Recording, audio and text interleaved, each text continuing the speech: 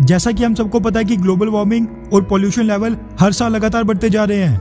Glaciers melt हो रहे हैं, धरती का टेम्परेचर और सी लेवल दोनों ही राइज होते जा रहे हैं। अगर 2-4 या फिर 10-20 सालों के बाद के बारे में सोचे तो ये इतना बड़ा इशू नजर नहीं आता है, लेकिन अगर जिस रेट यानी जिस तेजी से ये चीजें आउट ऑफ कंट्रोल होते जा रही हैं, आगे भी वैसा चलता रहा तो फिर आने वाले 100 से 120 सालों बाद इसका पूरी धरती पर बहुत ही बुरा प्रभाव देखने को मिलेगा और हमारी फ्यूचर जनरेशंस को इससे बहुत ही ज्यादा दिक्कत होने वाली है। उदाहरण के तौर पर दिल्ली का वो पीरियड ही ले लो जब पराली जलाने की वजह से पूरी दिल्ली गैस चैम्बर में तब्दील हो जाती है। जरा सोचिए कि अगर वही सेम कंडीशन पूरी धरती पर 12 महीने पूरे साल भर 24 घंटे रहे तो फिर क्या होगा। ऐसे में दुनिया के सभी देशों की ये जिम्मेदारी बनती है कि हम सभी एक साथ मिलकर इस दिशा में काम करें और जितनी जल्दी हो सके उतनी जल्दी क्लीन सोर्स ऑफ एनर्जी पर शिफ्ट हो जाएं। इसी दिशा पर आगे बढ़ते हुए साल 2015 में भारत ने पीएम नरेंद्र मोदी जी की अगुवाई में फ्रांस के साथ मिलकर इंटरनेशनल सोलर अलायंस की शुरुआत की थी, ताकि सोलर एनर्जी जो कि धरती पर सबसे क्लीन एनर्जी में से एक मानी जाती है उसको बढ़ावा मिले। साल 2015 में इंटरनेशनल सोलर अलायंस ने यह तय किया था कि इसके सारे मेंबर्स मिलकर साल 2030 तक 1 टेरावाट एनर्जी सोलर पावर से जनरेट करेंगे। वहीं भारत इसको लेकर बहुत ही ज्यादा एक्साइटेड था, इसीलिए भारत ने साल 2015 में यह टारगेट सेट किया कि भारत साल 2022 तक अपने देश में करीब 20 गीगावाट एनर्जी सोलर पावर से जनरेट करेगा। लेकिन इस दिशा में काम इतनी तेजी से हुआ कि यह टारगेट भारत ने साल 2018 में अचीव कर लिया था और 31 दिसंबर साल 2018 तक भारत 20 से कई ज्यादा 25 गीगावाट एनर्जी सोलर पावर से जनरेट कर रहा था। इसीलिए भारतीय सरकार ने नया टारगेट साल 2022 तक बहुत ही बड़ा 175 गीगावाट का सेट किया, जिसके लिए भारतीय सरकार दिन रात काम कर रही थी।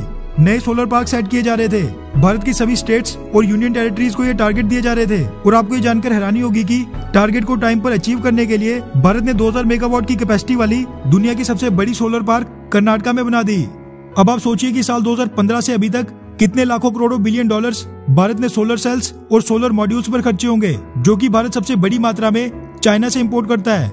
यानी कि दुनिया भर में ग्रीन एनर्जी बढ़ाने के लिए मेहनत भारत कर रहा था, लेकिन सारे का सारा मुनाफा चाइना अपनी जेब में डाल रहा था। वहीं ये सोचने वाली बात है कि भारतीय सरकार अगर साल 2015 में इंटरनेशनल सोलर अलायंस की स्थापना के साथ साथ भारत में सोलर सेल्स और सोलर मॉड्यूल्स की प्रोडक्शन के लिए कोई सब्सिडी या फिर इंसेंटिव स्कीम लेकर आई होती, तो आज भारत यही सोलर सेल्स और मॉड्यूल्स अपने लिए मैन्युफैक्चर करने के साथ साथ पूरी दुनिया में एक्सपोर्ट करता। लेकिन खैर, देर आए दुरुस्त आए।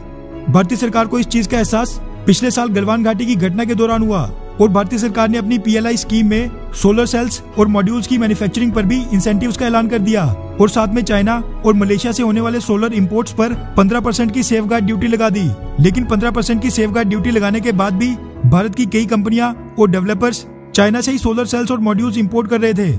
इसी को देखते हुए भारतीय सरकार ने अब सोलर सेल्स और मॉड्यूल्स दोनों पर ही बहुत ही ह्यूज 40% की बेसिक कस्टम ड्यूटी थोप दी है, जो कि अगले साल 1 अप्रैल 2022 से लागू होगी, ताकि लोकल सोलर इंडस्ट्री को बढ़ावा मिले और चाइना से सोलर इंपोर्ट्स को कम किया जा सके।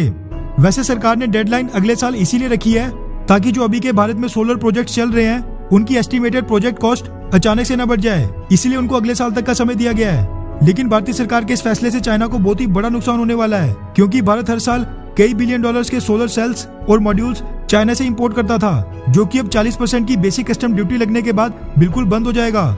ये बात बिल्कुल सच है कि अगर चाइना को सबक सिखाना है तो फिर चाइना की अर्थव्यवस्था को नुकसान पहुंचाना पड़ेगा। इसलिए आप लोगों से भी रिक्वेस्ट है कि चाइनीज आइटम्स को जितना हो सके उतना बॉयकॉट करें। खैर, क्या आपने अभी तक चाइनीज आइटम्स का बहिष्कार करना शुरू कर दिया है? हाँ या फिर अभी नहीं? नीचे कमेंट करके अपनी राय जरूर बताएं। अच्छा सुनो, चैनल को सब्सक्राइब करो, उसके बाद घंटी बजा देना ताकि अगली वीडियो आपसे मिस ना हो पाए। Thank you.